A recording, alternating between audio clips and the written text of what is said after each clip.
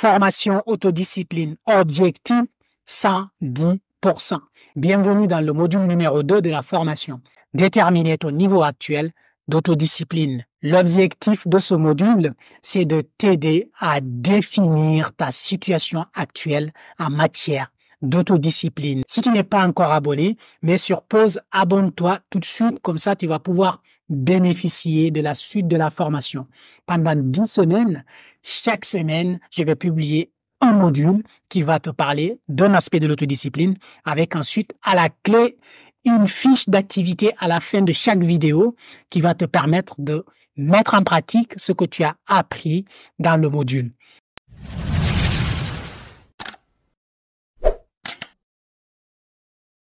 Déterminer ton niveau actuel d'autodiscipline.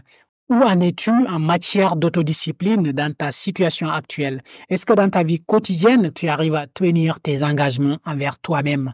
Est-ce que dans ta vie quotidienne, tu as atteint tes objectifs que tu t'es fixés? Tu as réussi à travailler sur les habitudes, les routines que tu t'es engagé à réaliser? Par exemple, en début d'année, nous avons tous des objectifs qu'on se fixe. Ces fameuses résolutions de début d'année. Où en es-tu?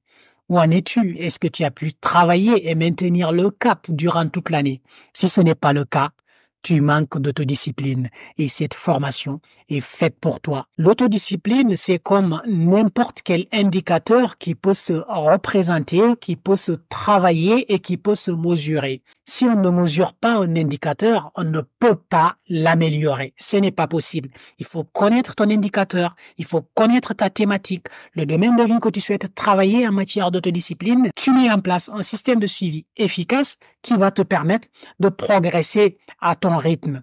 Ton autodiscipline peut se mesurer. L'autodiscipline, c'est comme une grandeur physique réelle. Une grandeur physique est mesurable. Donc, ton autodiscipline est également mesurable. Tout ce qu'on ne peut pas mesurer, on ne peut pas l'améliorer. Parce que s'il n'y a pas de mesure, s'il n'y a pas de fait, s'il n'y a pas de factuel, on a tendance à suivre le côté émotionnel. On ne sera pas réaliste et on ne va pas savoir qu'est-ce qui a marché, qu'est-ce qui n'a pas marché.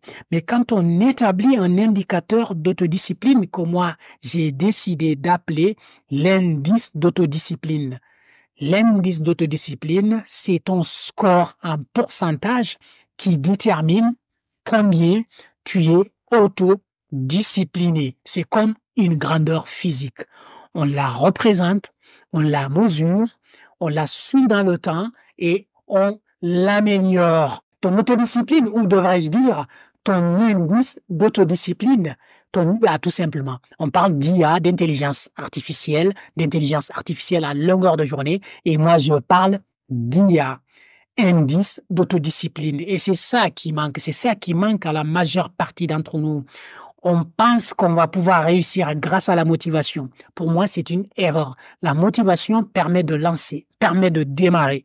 Mais ce qui nous permet de tenir dans la durée, c'est l'autodiscipline. C'est notre capacité à être endurant. C'est notre capacité à tenir dans la durée, dans la discipline, même quand les choses nous paraissent difficiles. Ton IA ou indice d'autodiscipline, c'est exactement comme un indicateur, n'importe lequel. Un indicateur n'a de sens que s'il fait l'objet d'un suivi régulier, avec l'intérêt qu'on va pouvoir l'améliorer. Sinon, ça sera très difficile. Ton autodiscipline, ton indice d'autodiscipline, tu dois le transformer en un indicateur fiable que tu vas pouvoir suivre au quotidien. Selon d'autres personnes, tout ce qui se mesure peut s'améliorer. Transformons ton autodiscipline sous forme d'indicateur et mesurons cet indicateur en termes d'indice d'autodiscipline et tu vas pouvoir suivre dans le temps et tu dois pouvoir l'améliorer, ajuster les actions que tu fais au quotidien pour pouvoir passer à un autre niveau. Ton indice d'autodiscipline ou IA peut être mesuré, peut être suivi efficacement et peut s'améliorer dans le temps. Tout ne dépend que de toi et de ta capacité à intégrer cette notion d'indicateur à travers ton indice d'autodiscipline. Si tu n'es pas encore abonné, je t'invite vraiment à t'abonner pour pouvoir bénéficier de la suite de la formation de manière efficace. Chaque semaine, je publie une vidéo et tu auras une notification qui va te permettre de suivre la formation rapidement. Et maintenant, c'est le moment de passer à l'activité numéro 2 de ce module. L'activité pratique consiste en 2 actions pour ce module. Première action à réaliser dans le cadre de cette activité numéro 2, tu dois identifier le domaine de ta vie que tu souhaites améliorer en termes d'autodiscipline. Ça peut être ta santé, ça peut être tes finances, ça peut être le poids par exemple, ça peut être le travail, ça peut être la famille. Vraiment, il y a tout le domaine possible, mais c'est toi qui sais. Il faut ramener à chaque fois cette formation à ta situation personnelle. Donc, tu travailles sur toi, tu identifies le domaine de ta vie qui a besoin d'amélioration en matière d'autodiscipline. Action numéro 1. L'action numéro 2 de cette activité, c'est de déterminer ton niveau actuel d'autodiscipline dans ce domaine de ta vie. C'est de dire tout simplement de 0 à 100% combien tu arrives à tenir tes engagements dans ce domaine pour avoir un aspect plus pratique, parce que sinon ça sera très général. Et quand tu t'engages dans ce domaine à faire quelque chose, combien de fois sur 100, tu le respectes quand tu t'engages dans ce domaine par toi-même et pour toi-même pour faire une action dans ce domaine de ta vie. Sur 10 actions, combien de fois tu réussis à tenir ton engagement? Est-ce que c'est 10 sur 10? Est-ce que c'est 8 sur 10? Est-ce que c'est 5 sur 10?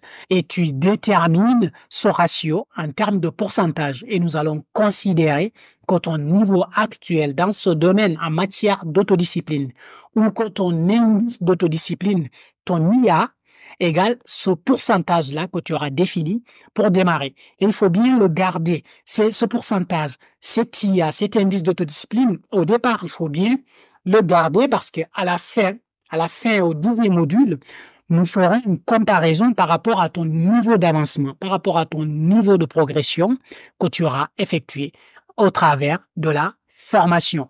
N'oublie pas, c'est toi qui décides de devenir meilleur. Je te dis à très bientôt.